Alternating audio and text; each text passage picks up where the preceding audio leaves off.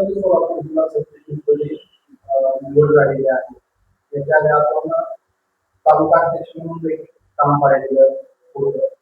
आता जिल्हा समितीची वर्ग पातळीवर आपण निवड झाली. काय सांगाल, कशा प्रकारे या पदाला न्याय दिला जातो?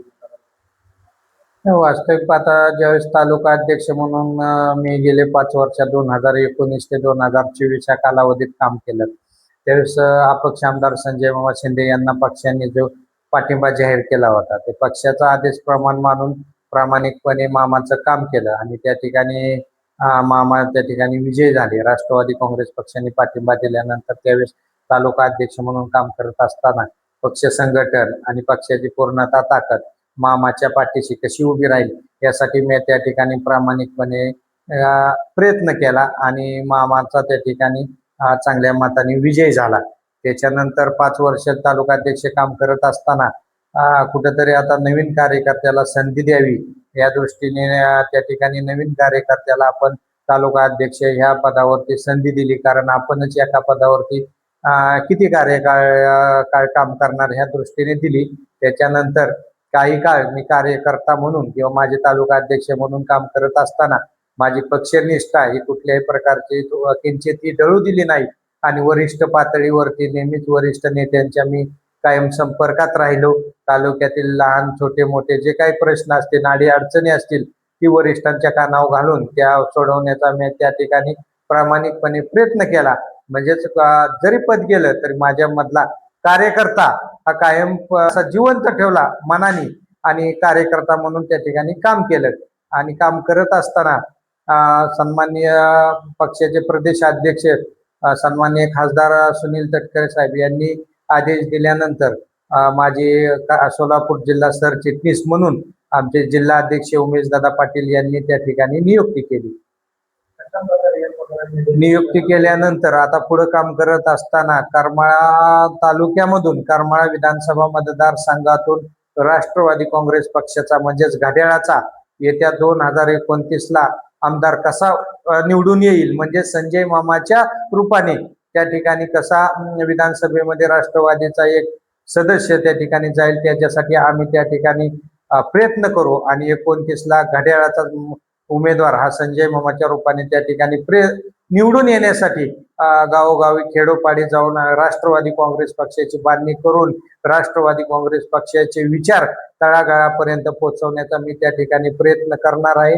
कारण राष्ट्रवादी काँग्रेस पक्ष हा नेहमीच पुरोगामी विचारावरती चालत आलेला पक्ष आहे.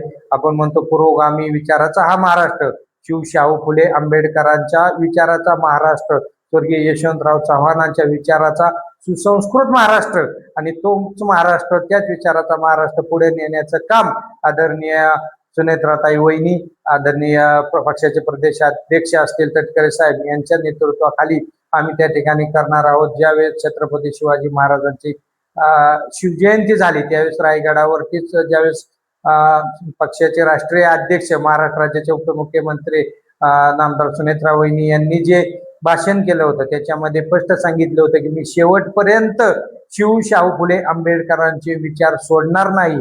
त्याच नंतर ज्यावेळेस वहिनींनी उपमुख्यमंत्री पदाचा पदभार स्वीकारला, शपथविधी झाली, त्यानंतर डॉक्टर बाबासाहेब आंबेडकरांच्या इंदू मिल या ठिकाणी स्मारकावर जाऊन सुनेत्रा वहिनीने दर्शन घेतलं. त्याच्यानंतर यशवंतराव चव्हाण साहेबाच्या स्मृतीस्थळावरती जाऊन देखील त्या ठिकाणी कराडला दर्शन घेतलं. याचा अर्थ आमचा पक्ष हा पुरोगामी विचारावरती चालणारा पक्ष आहे आणि हे पुरोगामी विचार अधिक भक्कम महाराष्ट्रामध्ये कसे रुजतील याच्यासाठी आम्ही प्रयत्न करणार आहोत.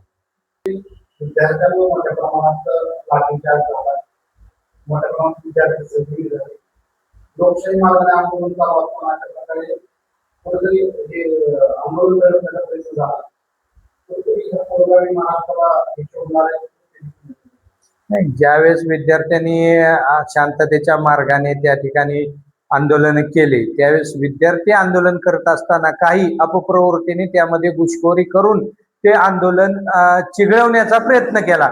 विद्यार्थ्याचं आंदोलन हे शांततेनेच होतं, परंतु त्याच्यामध्ये काही अपप्रवृत्तीने मी आता सांगितल्याप्रमाणे आंदोलन चिघळण्याचा प्रयत्न केला आणि विद्यार्थ्यांना कुठं त्या आंदोलनाला बाधा येऊ नये म्हणून नाईलाज असतो ते आंदोलन काबूत आणण्यासाठी तो केलेला छोटासा प्रयत्न होता. परंतु हा कुठल्याही प्रकारचा काळिंबा वगैरे नाही. जी विद्यार्थ्याची मागणी होती, शिक्षण मंत्री धर्मेंद्र प्रधान यांचा राजीनामा, त्या ठिकाणी राजीनामा झालेला आहे. विद्यार्थ्यांचा आम्ही त्या ठिकाणी मागणीचा सन्मान केलेला आहे. खरं तर महाराष्ट्रामध्ये एक नवीन आता राजकारणामध्ये विषय सुरू झालेला आहे. पालकमंत्री जयकुमार गोरे असतील किंवा संजय राऊत यांनी जे टीका केलेल्या आहेत त्या अनुषंगाने राजकारणात सध्या तालुका पातळीवर गाव पातळीवर सुरू झालेले आहे. राष्ट्रवादी, भाजपा आणि शिवसेना नाही, जयकुमार गोरे साहेब हे ग्रामविकास मंत्री एका संविधानिक पदावरती आणि एका संविधानिक पदावरती असताना असणाऱ्या व्यक्तीच्या बाबतीमध्ये आपण कुठली भाषा वापरली पाहिजे. राजकारणामध्ये मतभेद असू शकतात, परंतु हे मतभेद इतकीही टोकाचे नसावेत की जेणेकरून आपली बोलण्याची पातळी ढासळेल किंवा पातळी पूर्णपणे सोडून आपण त्यावरती वक्तव्य कराल. संजय राऊत यांनी केलेले वक्तव्याचा आम्ही पूर्णतः या ठिकाणी निषेध करतो. कारण अशी संस्कृती मी आत्ताच सांगितलं, स्वर्गीय यशवंतराव चव्हाण साहेबांच्या विचाराचा सुसंस्कृत हा महाराष्ट्र आहे आणि सुसंस्कृत महाराष्ट्रामध्ये सुसंस्कृत पद्धतीने राजकारण झालं पाहिजे. इतक्या खालच्या पातळीची टीका आणि अपशब्द वापरणे हे महाराष्ट्राला अशोभनीय असं आहे. त्यामुळे संजय राऊत यांनी केलेलं जे वक्तव्य आहे ते महाराष्ट्राच्या राजकारणाला किंवा महाराष्ट्राच्या राजकीय संस्कृतीला अशोभनीय असं वक्तव्य आहे. भाजपाच्या विविध नेत्यांकडून अशा प्रकारच्या पातळीवर टीका करण्यात आल्या. ज्यावेळेस भाजपच्या काही नेत्यांकडनं अशा पद्धतीचे पातळी सोडून टीका करण्यात आल्या होत्या, परंतु त्या टीका केल्यानंतर त्या नेत्यांना तंबी देण्याचं आणि त्या नेत्यांची कान उघडणी करण्याचं काम महाराष्ट्र राज्याचे मुख्यमंत्री देवेंद्र फडणवीस यांनी वेळोवेळी केलेलं आहे. म्हणजे आमच्या जरी सत्तेतले जरी आमदार असले, भाजपवाल्यांनी सांगितले की आमचे जरी असले तरी हे महाराष्ट्राच्या संस्कृतीला न शोभणारे वक्तव्य आणि अशी वक्तव्य आपण करणं टाळा, या पद्धतीची तंबी त्या ठिकाणी त्यांना दिलेली आहे.